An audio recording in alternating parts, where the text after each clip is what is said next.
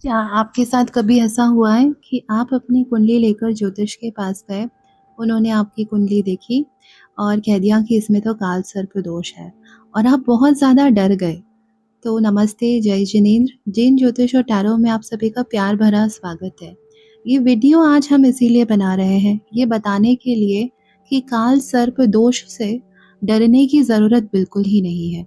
क्या होता है काल सर्प दोष? क्या-क्या उपाय हैं? जो उपाय हम बताएँगे वो 2 तरीके से बताएँगे।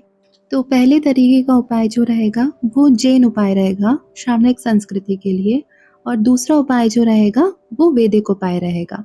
मतलब 2 तरीके के उपाय रहेंगे, उसके अंदर बहुत सारे उपाय रहेंगे। तो जो भी आपको सूट करे वो उपाय आप चूज़ कर सकते हैं अपनी कन्वीनियंस के हिसाब से। तो अगर अभी तक आपने मेरे चैनल को सब्सक्राइब नहीं करा है तो प्लीज़ मेरे चैनल को सब्सक्राइब करें, इस वीडियो को लाइक करें, कमेंट में अपने सवाल लिख दें। मैं कोशिश करूँगी कि कमेंट में ही आपके सारे सवालों का जवाब दूँ। अगर नहीं दे पाई तो एक वीडियो बनाकर, अदरवाइज़ मैं लाइव पर आकर आपके सभी सवालों का जवाब देने की कोशिश करूँगी। देखिए, काल सर्प दोष क्या होता है, जब हमारी कुंडली में 2 छाया ग्रह जो रहते हैं राहु और केतु, इनके बीच में सभी अन्य ग्रह जैसे सूर्य, चंद्रमा, मंगल, बुध, बृहस्पति, शुक्र और शनि, ये सब एक तरफ हो जाए और दूसरी तरफ कोई भी ग्रह ना हो, तब काल सर्प दोष बनता है। तो जैसे कि हमारे जो प्राचीन ग्रंथ है उसमें इस दोष का कुछ विशेष उल्लेख नहीं मिलता है, लेकिन जैसे जैसे टाइम आगे बढ़ता गया, ज्योतिष शास्त्र में लोग बहुत ज़्यादा डीप में जाकर रिसर्च करने लग गए, तो उनको राहु और केतु का एक एक्सेस मिला। तो आधुनिक काल में ये जो राहु और केतु का एक्सेस है, जो आप मेरी स्क्रीन पे भी अभी देख सकते हैं, आप देखेंगे तो राहु और केतु के बीच में क्या है ना, सभी प्लैनेट जो है वो ट्रैप हो गए हैं, एक तरफ एकत्रित हो गए हैं। राहु जो होता है वो सर होता है, केतु जो होती है वो पूंछ होती है। तो यहाँ पे क्या हो रहा है कि ये काल सर्प मतलब सर्प का एक फॉर्मेशन ले रहा है, सांप का एक फॉर्मेशन ले रहा है, इसलिए इसको काल सर्प योग बोल दिया गया है या दोष बोल दिया गया है। अगर आप नहीं भी जानते कुंडली के बारे में, लेकिन आप इतना सा डिटेल अगर देखें कि राहु केतु के बीच में सारे ग्रह आए हैं कि नहीं आए हैं, तो आप खुद समझ सकते हैं कि काल सर्प दोष आपकी या किसी प्रियजन की कुंडली में है कि नहीं।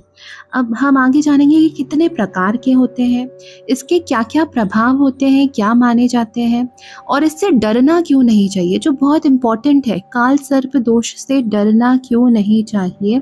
और फिर हम उपाय भी डिस्कस करेंगे कि क्या उपाय है जो आप कर सकते हैं। एक बार आप वो उपाय कर लेंगे तो आपकी कुंडली में से वो दोष खत्म हो जाएगा। तो कितने प्रकार के काल सर्प दोष होते हैं वो हम लोग कैसे बताएंगे? तो जो आपका राहु होता है वो किस घर में बैठा है, उससे पता चलता है कि कितने प्रकार के काल सर्प होते हैं। मैं आपको बहुत शॉर्ट में बताती हूँ। अगर राहु आपकी लग्न में बैठा हुआ है, फर्स्ट हाउस में बैठा हुआ है तो अनंत बनेगा, दूसरे में बैठा हुआ है तो कुलिक, तीसरे में है तो वासुकी, चौथे में शंखपाल, पांचवा पद्म, छठवां महापद्म बनता है। सातवां जो बनता है वो होता है तक्षक काल सर्प। राहु आपके 7वें स्थान पे है तो तक्षक बनेगा, लेकिन नाम सुन के आपको डरना नहीं है। 8वां जो होता है वो होता है करकोट। 9वां जो रहता है उसको हम बोलते हैं शंखचूड़ काल सर्प। 10वां जो रहता है, अगर राहु आपके 10वें भाव में बैठा है तो घटक, 11वें भाव में बैठा है तो विषधर, 12वें में बैठा है तो शेषनाग। मैं फिर से बोलूंगी, नाम सुन के डरना नहीं है। अब हम जानेंगे कि काल सर्प दोष से डरना क्यों नहीं चाहिए। उससे पहले हम बस शॉर्ट में ये कवर कर लेते हैं कि काल सर्प दोष के प्रभाव क्या होते हैं, जिन जातक की कुंडली में है उन पर क्या असर होगा। तो ऐसा हो सकता है कि मेहनत बहुत करने के बाद देरी से सफलता मिले, और आपके जो रिश्ते हैं या विवाह है तो उसमें थोड़ी बहुत कठिनाई आ सकती है, धन लाभ में देरी हो सकती है या अचानक से नुकसान हो सकता है। लेकिन यहाँ पे नोट करने वाली बात ये है कि बहुत सारे ऐसे बिलियनर है, मिलियनर, करोड़पति हैं, फेमस लोग हैं जिनकी कुंडली में काल सर्प दोष बना हुआ है। आपको मानसिक तनाव रह सकता है या भय रह सकता है। यहाँ पे एक और बहुत ही नोट करने वाली बात ये होती है कि सपनों में सांप का देखना, वो भी बार बार, या बार बार असुरक्षा का अनुभव करना, ये भी एक निशानी होती है काल सर्प दोष की। तो अब हम इम्पोर्टेंट टॉपिक पे आते हैं, इससे डरना क्यों नहीं चाहिए और क्या क्या उपाय आप कर सकते हैं। देखिए, ये जो योग होता है ना, ये व्यक्ति को बहुत ज़्यादा पेशेंट बनाता है और बहुत ज़्यादा संघर्षशील बना देता है। तो जिससे क्या होता है ना, उसको बहुत बड़ी उपलब्धि अंत में मिलती ही मिलती है। बहुत लोगों के साथ ऐसा हुआ है। तो और क्या कारण है जिससे हमें नहीं डरना चाहिए काल सर्प दोष से? पहला रीज़न तो ये होता है कि जो राहु केतु होते हैं, ये हमेशा नेगेटिव नहीं होते, हमेशा नकारात्मक नहीं होते। ये कई बार ना जो ये संघर्ष आप करते हैं, आपको अध्यात्म, रिसर्च, कोई भी रहस्य विद्या, ऑकल्ट या विदेश में सफलता या अचानक उन्नति की ओर धकेल देते हैं। देखिए, ज्योतिष का कभी भी उद्देश्य आपको डराने का नहीं है, मार्ग दिखाने का है। तो थोड़ा-सा आपको क्या होता है, कुछ क्षेत्रों में सतर्कता और थोड़ी मेहनत करनी पड़ती है, बस ये दोष आपको यही बताता है। जैसा मैंने पहले भी कहा, बहुत सफल, प्रसिद्ध और धनी लोगों की कुंडली में तो कालसर्प दोष देखा ही गया है। उन्होंने संघर्ष को झेला, लेकिन फिर वो अंततः शिखर तक पहुँच गए। और एक और क्या होता है ना कि अपना जो माइंड रहता है, बार-बार कहे मेरा दोष है, मेरा दोष है, तो उससे ना मनोवैज्ञानिक दबाव बढ़ता है आपके माइंड के ऊपर। और कभी-कभार जिसकी वाक सिद्धि होती है तो उनके लिए वो सच भी हो जाता है। तो आप बस थोड़ा बहुत उपाय कर लें, जो मैं अभी बताने वाली हूँ क्या उपाय करना है, और इससे जो दोष है वो एक टाइम के बाद अपने आप ही वीक हो जाएगा। मतलब उसका असर कम हो जाएगा और भी कमज़ोर होने लगेगा वो। तो जो जैन धर्म को मानते हैं, बहुत ही सिंपल रामबाण उपाय है पार्श्वनाथ चालीसा का पाठ करना। आप 40 दिन 40 बार पार्श्वनाथ चालीसा का पाठ करें, मंदिर जी में पार्श्वनाथ भगवान को अर्घ चढ़ाएं, उनका मंत्र जप करें और साथ ही साथ पार्श्वनाथ भगवान की पूजा करें अर्घ चढ़ाकर।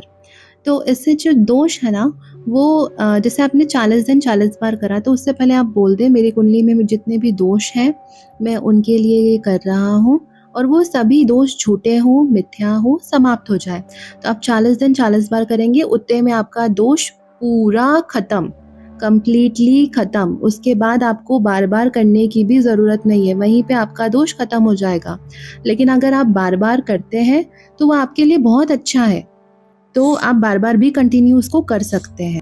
और जैसा कि मैंने पहले भी बोला, अगर आपको सभी ग्रहों की फाइन ट्यूनिंग करनी है, तो आप नमोकार मंत्र का जाप करें। यहाँ पे तो आपके जितने भी दोष हैं, वो सभी खत्म हो जाएँगे सिर्फ नमोकार मंत्र के जाप से। आप कोई शांति विधान होता है, तो उस शांति विधान में भी बैठें, ताकि जितनी भी ये अशांति आपके जीवन में आ रही है, वो ऑटोमैटिकली अपने आप ही खत्म हो जाए। तो ये उपाय है, बहुत सिंपल से उपाय हैं, आप खुद से कर सकते हैं और सभी उपाय आपके लिए बहुत ज़्यादा लाभकारी सिद्ध होंगे। आप करके देखिए और कमेंट में भी लिखिए। देखिए, अब मैं आपको वैदिक उपाय बताऊँगी। यहाँ पे एक निवारण पूजा होती है, मुझे पता है शायद आप लोगों को इसके बारे में पता होगा, काल सर्प दोष निवारण पूजा। तो आप वो करवा सकते हैं। और अगर आप किसी कारणवश नहीं जा पा रहे हैं, नहीं करवा पा रहे हैं, तो एक और रामबाण उपाय आपके लिए है, महामृत्युंजय मंत्र का जाप करना। तो आप महामृत्युंजय मंत्र का जितने भी बार आप कर सकें, 11,000 बार आप कर सकें तो करें और खुद से करें। और करने से पहले कहें कि मैं जो भी ये मेरा दोष है कुंडली में, मेरे लाइफ में जितनी भी प्रॉब्लम्स आ रही हैं, ये सब अपने आप ही ख़त्म हो जाएँ। तो उसके बाद फिर आप 11,000 बार या फिर जितनी बार भी आपसे पॉसिबल हो सके, आप महामृत्युंजय मंत्र का जाप करें। अगर आप नहीं कर पा रहे हैं, तो आप ओम नमः शिवाय इसका भी जाप कर सकते हैं। उसके अलावा आप अध्यात्म से खुद को जोड़ें, तो ये जो काल सर्प दोष है आपका कुछ नहीं बिगाड़ पाएगा। आप दान दें और दान देने का जितना आपसे बन पड़े आप उतना करें। जैसे मैंने पहले भी बताया ना, एक चीनी का दाना भी अगर आप दान दे रहे हैं तो वो दान है। आप गाय को भोजन करवा सकते हैं, बेजुबान जानवर जो होते हैं जैसे कुत्ते, बिल्ली, आप इनका अन्न का दान उनको दे सकते हैं, आप किसी भूखे को खाना खिला सकते हैं या आप अभय दान भी दे सकते हैं। जैसे आप चल रहे हैं, रास्ते में चींटी आ गई, आप उससे हट के अलग चलने लगे, वो अभय दान हो गया, तो आप वो भी कर सकते हैं। ये भी बहुत बढ़िया उपाय है काल सर्प दोष या किसी भी दोष के लिए बहुत सहायक माने जाते हैं ये उपाय। और सबसे बड़ा उपाय तो ये है कि आप डरे ही मत इस दोष से। अगर संघर्ष आ भी रहा है तो वो संघर्ष के बाद तो जो भी मिलेगा वो बहुत ही बढ़िया मिलेगा। आप व्रत वगैरह भी कर सकते हैं अपने कर्मों के क्षय के लिए, ताकि ये जो दोष है ये समाप्त हो जाए। और बस इतने ही उपाय हैं, सिंपल सादे उपाय हैं जो आप खुद से करें ताकि ये दोष आपके जीवन से ख़त्म हो जाए, बिल्कुल ना डरें।